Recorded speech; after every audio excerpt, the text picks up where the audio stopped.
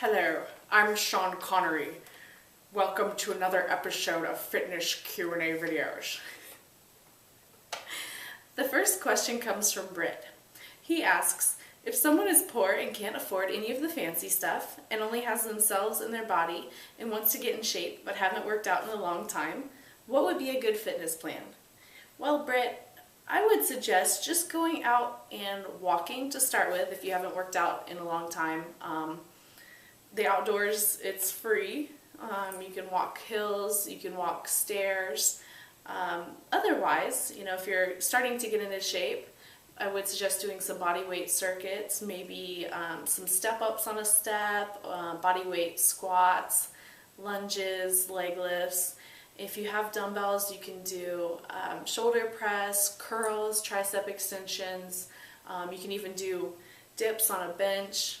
There's so much you can do, and I would say Google body weight resistance training, and you can put together a nice circuit that may take 30 to 40 minutes a few times a week, and you'll get in shape that way. And you definitely don't need a gym to do it. All you need is yourself and some motivation. The next question comes from Christina.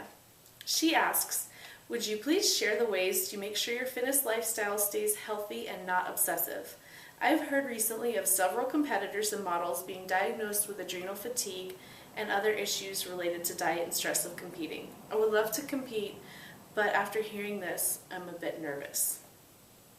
Well, Christina, adrenal fatigue is a definite problem with competing, and I think that occurs when competitors and models don't take days off. Number one, you work out hard, but you also need to take a break. Treat yourself like an athlete. You'll see the most results when you take those recovery days, and that means no cardio on the recovery days, just a day off. The other thing would be no excessive cardio. 3 hours in the gym, doing 2-a-days, that type of thing. If you're working with a trainer or you hear of somebody that is doing excessive cardio, ask them why. It's always good to know why you're doing things a certain way, and I think a lot of times people get so over stage weight that they have to diet for so long that it raises their cortisol levels, they're having to cut their calories, they're doing so much cardio, it puts your body in starvation mode and it sort of just shuts down. So, just using common sense and dieting smart, not letting your calories get below your basal metabolic rate is another way, and just treat yourself well. Don't do things excessive, and you will avoid being obsessive. So hopefully that helps. The next question comes from Stephanie. She asks, I weight train my legs and I cycle twice a week, but all I have gotten from that is super thick legs. I want to lean them out without losing too much muscle. What kind of cardio or exercise should I do for that? Well, Stephanie, I would recommend, if you're already doing cardio, maybe switch up from cycling to walking hills on the treadmill. That helped me when I tried to bring my legs down.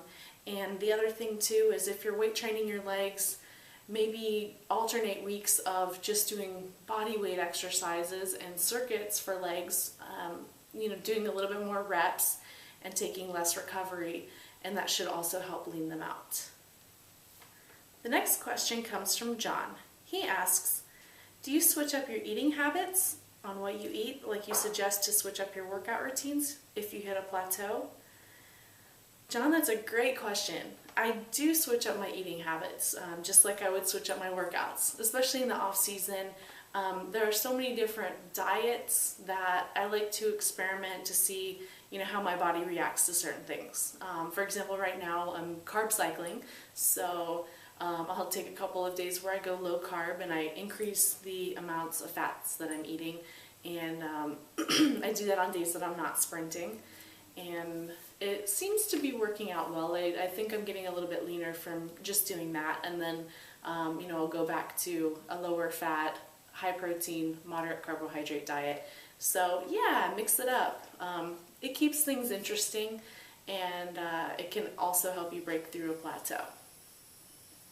The next question comes from Julie and Steve. They ask, What time of night do you stop eating at? And if you are hungry in the evening, what are things you can eat? Well, there's no set time that I stop eating. If I do a sprint workout, or if I train legs, or if I'm training at 8 o'clock at night, I'll have a shake and some carbs after I train. I want to make sure that I give my body enough fuel in order to recover, and then also to have enough energy for the workout the next day.